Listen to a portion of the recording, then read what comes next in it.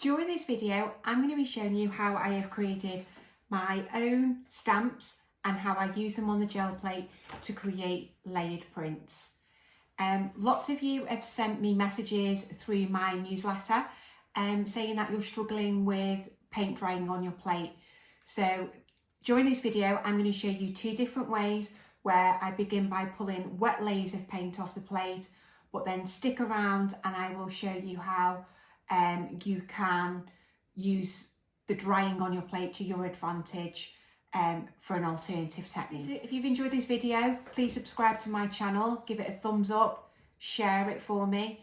And like I just said, there is a link to my newsletter in the description.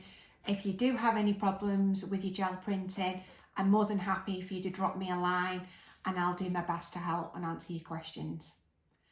Let's get printing. So today I'm going to show you how I use my homemade stamps on the gel plate.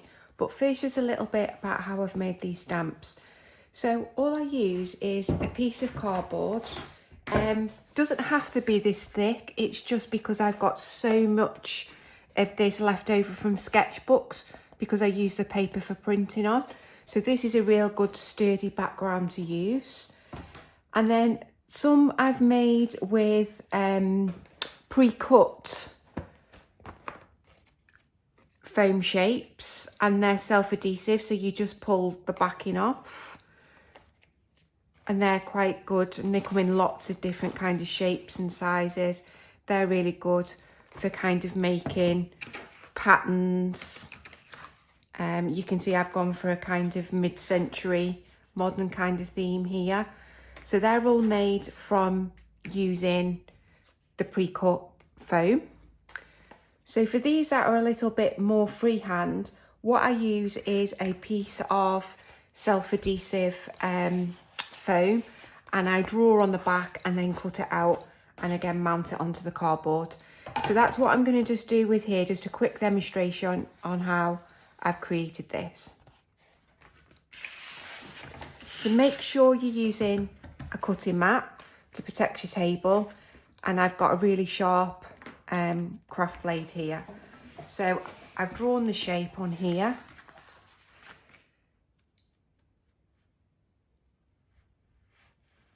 and I'm just going to go ahead and cut this out. Now you could do it with a pair of scissors, but the reason I'm doing it with a craft knife is because what I'm hoping to do is actually cut around it and get like a second stamp. So we've almost got like the negative and the positive of the shape. Always keep the knife away from your hands. My hand's over here, well out the way of the knife.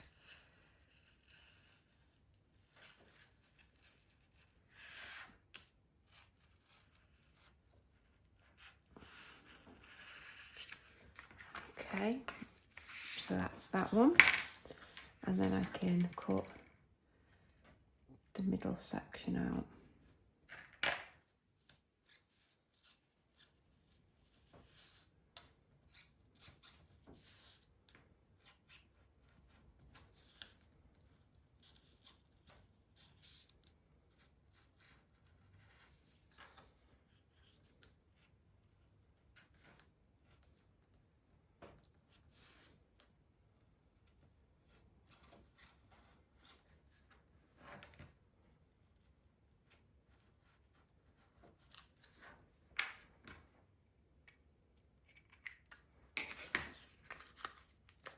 Okay, so I've got my shapes there.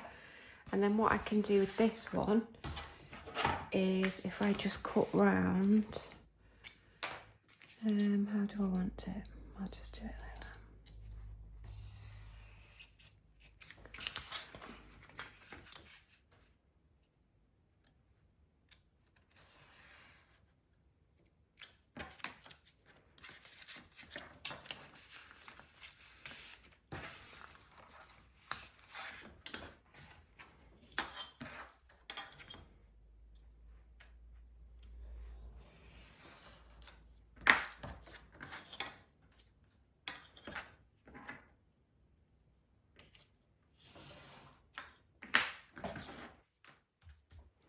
So what I can do is put that in there, and then I've got that one as well.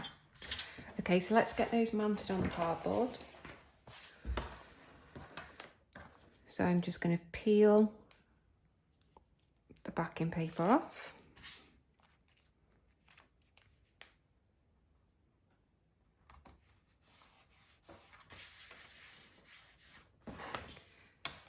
And then I'm going to cut this out. Now it does take a lot of cutting, this cardboard. And I'm actually going to switch to a little bit more of a heavy duty knife.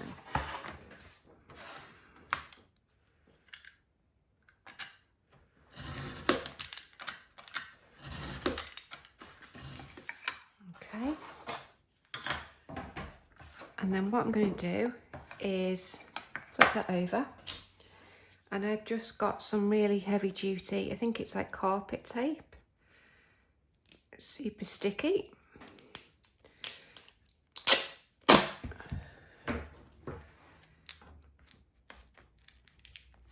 Oh, it is super sticky.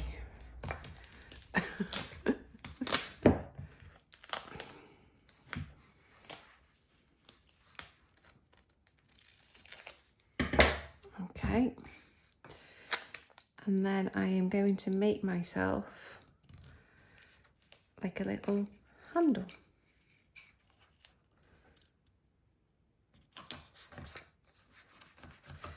So that just gives me something to grip hold of when I want to press it into the gel plate. Okay, so I'm now going to do exactly the same with this one.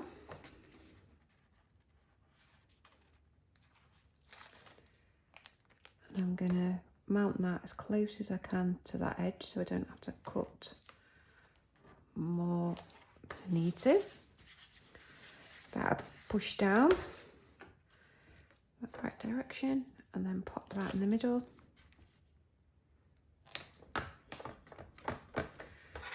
Okay, and then I'm going to cut this out.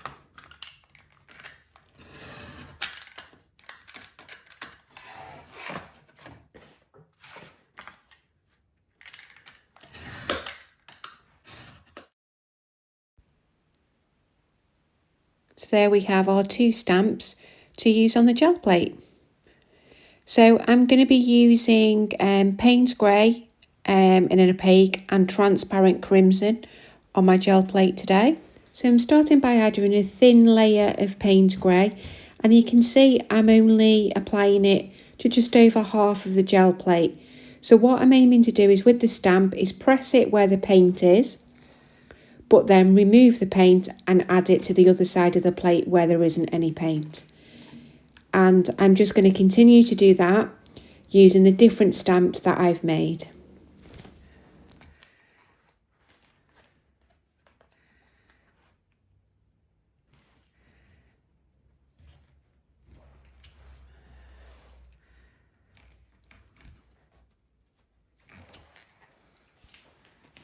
So you do need to work quite quickly when you're placing your stamps down and moving them around, because the paint will dry because you're using such a thin layer.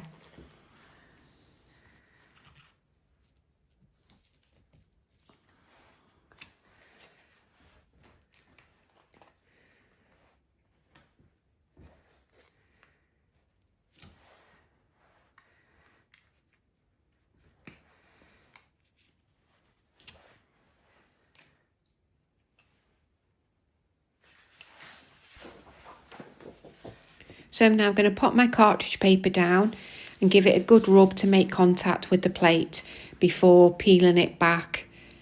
And then you can see that's my first layer. So you've got lighter areas where the plate didn't have acrylic on, and darker areas where I applied the acrylic paint. So now with my second layer, I'm going in with the crimson, and you can see I'm inking up the other half of the gel plate. And I'm just going to repeat the process using my stamps to press down firmly in the acrylic paint and then put them on the side of the plate where there isn't any acrylic.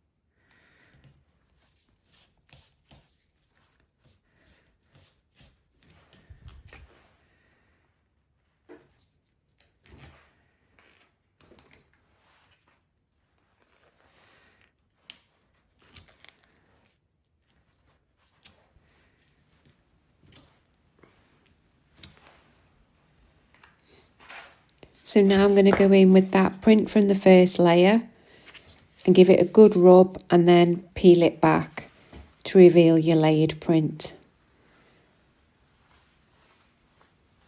And I often use an old mount that's got paint on it while I'm printing, and this helps me look at the composition of the print and see if I want to stop or add another layer. So now I'm following the exact same process again. I've inked up half the plate and I'm using my stamps to press into the acrylic and then onto the other side of the gel plate. But this time what I'm going to do is, once I've covered the whole plate, I'm going to let this layer completely dry.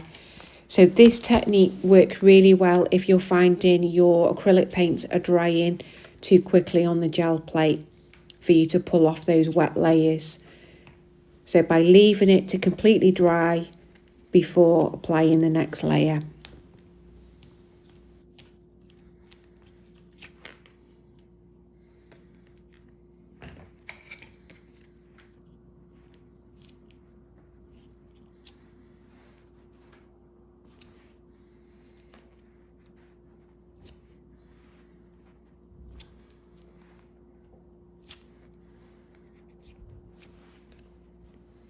So once that layer is completely dry, I'm now repeating the process again with the crimson on the opposite side of the gel plate, inking up just half and then using my stamps to create that pattern.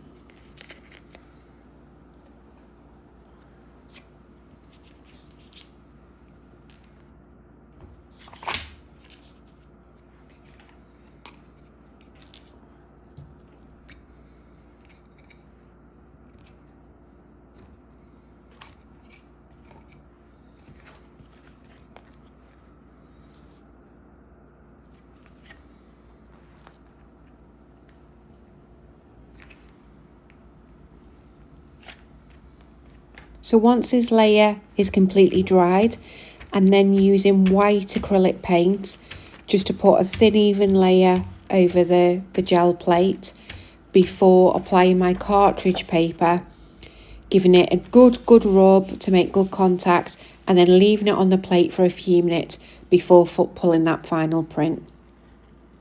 So by applying the white acrylic, that wet paint will activate those dry layers to pull the final print. And there we have it. Hope you've enjoyed it. Drop me a comment. Let me know what you think.